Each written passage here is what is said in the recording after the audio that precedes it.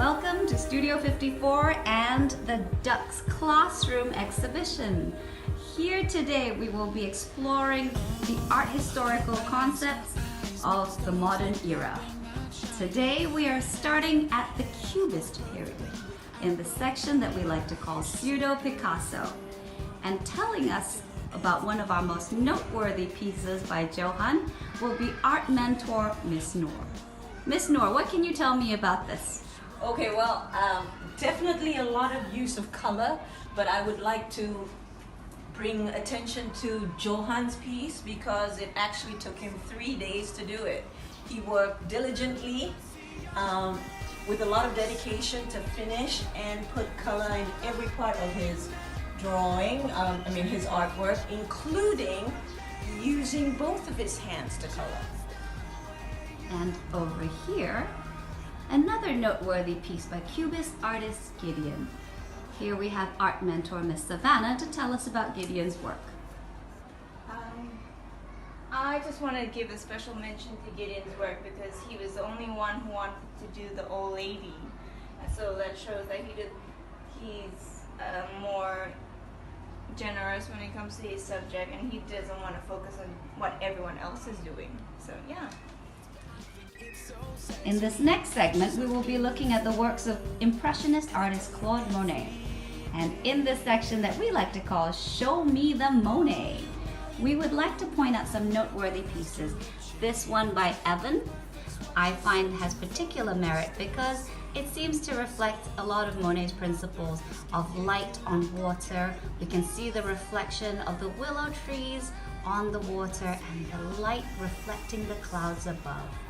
Monet was particularly interested in texture. And over here, we would like to look at Samantha's work. Samantha fully embraces the Impressionist ideal of using thick slashes of paint to provide a feeling of texture and movement. Now moving further afield, we cut to Matisse. And here to tell us more about the artist Henri Matisse is art mentor Miss Savannah. Henri Matisse was an artist who discovered art while he was sick.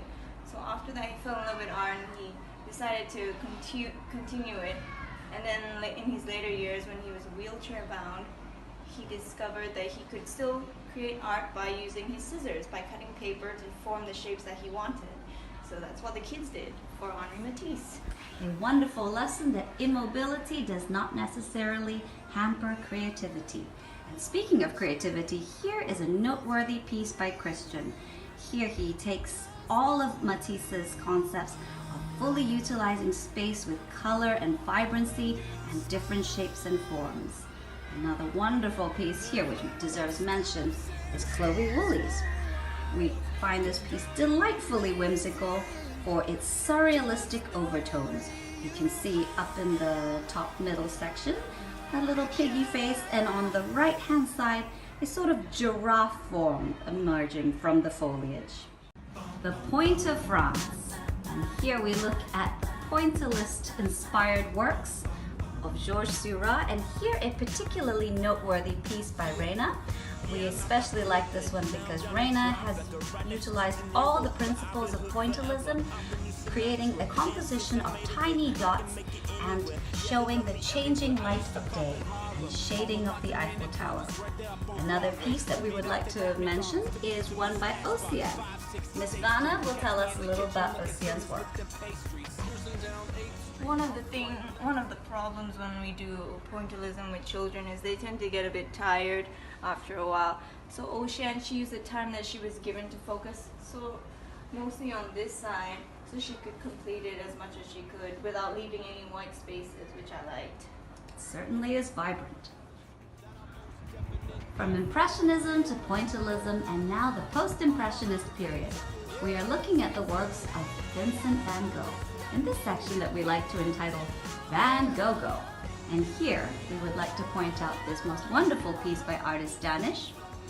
It is inspired by the iconic masterpiece Starry Nights by Vincent Van Gogh. And what makes this piece particularly special is the way that Danish has utilized the lines and the colors to create this concept of fluidity in air. He has drawn the air movements and the light of the stars shining down on the hills. And he has created an almost palpable vibration in the air. You can feel it, you can see it, you can smell it, and almost taste those vibrant colors. Speaking of tasting, we now move on to the roaring period of vibrant Americana. And here we look at the work of Jackson Pollock, action art in Action Jackson. And here we have the work of Samantha Maloney. Samantha's work was a creation from dropping and blowing and blobbing and splashing. And an amusing anecdote from Miss Noor, all about the work of Samantha. We'd like to make note that all our art was sanitized afterwards due to all the fluids. The work of Caitlin is a especially noteworthy one here because Caitlin goes beyond the traditional dropping and the blowing of paint. She manipulates the paper to achieve the desired effect of movement and color. The style of the ducks. Here we look at the work of Piet Mondrian in the work of neoplasticism. And here we have the work of Chi-Chi, which we find particularly good because of its vibrance and its simplicity in form. It fully embraces Mondrian's principle that form should be bold and uncluttered. And here she has made this charming, amusing little juxtaposition of strong symmetrical blocks layered on top of the curvature of a plate. Fancy a spot of tea? From here we move from the two-dimensional into the three-dimensional with an exploration of sculpture.